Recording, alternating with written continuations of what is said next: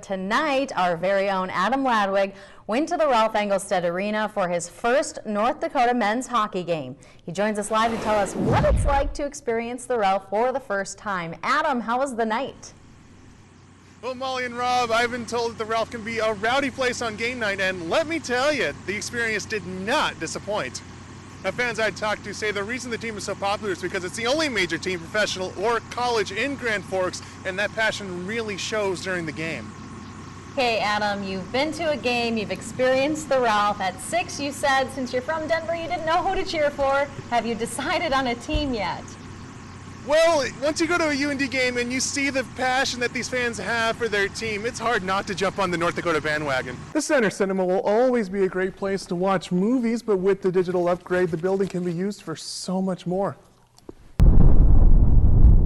The Postal Service says it delivers 25% less first-class mail than it did in 2006. Most of the people I talked to today say when they check their mailbox, they rarely find it stuffed. I'm standing on the 12th green, a hole that's been closed for more than a year and a half. The redesigned course is expected to open later this summer, and golfers tell me they couldn't be more excited to finally be able to play through. Yes! Lake levels froze this winter about a foot below last year's record high. Projections say there's about a 50% chance the lake will rise 6 inches this summer, but only a 20% chance we'll reach last year's record levels. Molly and Rob, the elders say they have the power to oust the entire tribal council because the council has not held a general assembly for them to formally express their concerns. Tribal Elder Bernice Juarez called the meeting after Tribal Councilwoman Clarice Brownshield came forward with numerous charges of corruption on the part of the Tribal Council and government. Elders spent more than 2 hours detailing a long list of problems. They claim council members only help friends and relatives while leaving the reservation's infrastructure to crumble. Juarez says it was important to act after many of these allegations became public. This is the route that I figured that we could do. It's a hurry-up meeting, but I wanted it to be done today. The elders say they're scheduling a meeting with the BIA superintendent tomorrow morning to discuss where to go from here.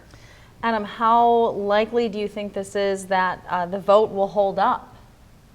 Well, the vote is going to be challenged. I've spoken with several tribal members who say the elders have no legal right to do this, and of course the tribal council is going to have something to say about it. I asked Juarez how much of a struggle it would be to uphold the elders' vote, and she said that it's up to God to decide. WDAZ's Adam Ladwig is live in Devil's Lake with the first installment of our series, Flip Side of the Flood. Adam?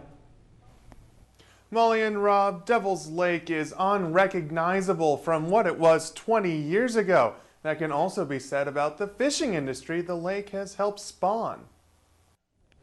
Oh, just missed one. Pro guide Jason Mitchell says the fishing is the best it's ever been on Devil's Lake. All this high water has been great for fishing. That wasn't always the case. 20 years ago, officials were scrambling to add water to the lake. When I first started working on Devil's Lake in the early 1990s, the lake level was much lower than it is today, some 30 feet. A lake preservation committee even suggested cutting the lake in half.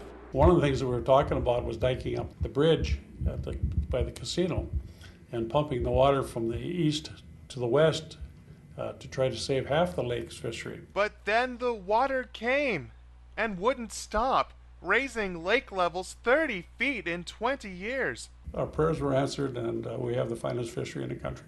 It's no coincidence that the significant increase in Devil's Lake itself has led to a significant increase in fishing-related industries.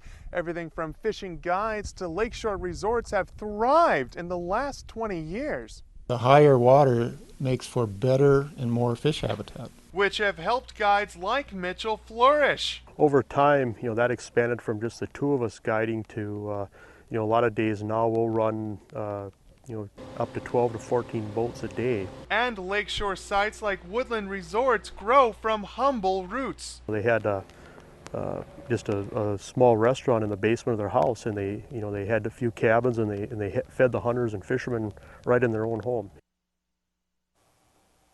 To give you an idea of how good the fishing is here in the lake region, during the spring you can literally just pull up to the side of the road, find a culvert with water flowing through it, and expect to catch some fish. Wow. Well, that sounds good to a lot of us that like to fish, but how have the fish numbers, how have they been able to keep up with the expanding lake size? Well, a lot of the land that the lake is swallowing makes for a good spawning habitat. In fact, Devil's Lake used to be heavily reliant on stocking to keep fish numbers up, but that hasn't had to happen in several years. One $2 ticket, I bought 5. or 5, each one potentially being worth $500 million.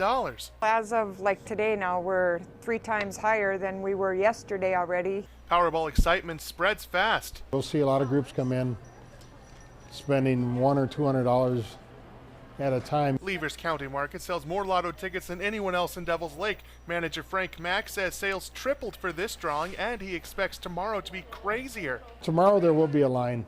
The last time was big. At certain times we had a couple dozen people in line. When they hear that jackpot number, people who usually steer clear of Powerball are drawn in. Because of the huge amount of money you could reap. With all the construction guys here, they're, buying them. It's like, oh, the Powerball's up, maybe we can win so we can go home. You get new players and regular players pooling together for a greater chance at success. Like a group of employees getting together. Players know the odds aren't in their favor, especially with more tickets than ever being scooped up. It's a jackpot. That's true. Your odds do go down. Even though they're playing the game, they're not planning what to do with their fortune just yet. I haven't spent much time thinking about it.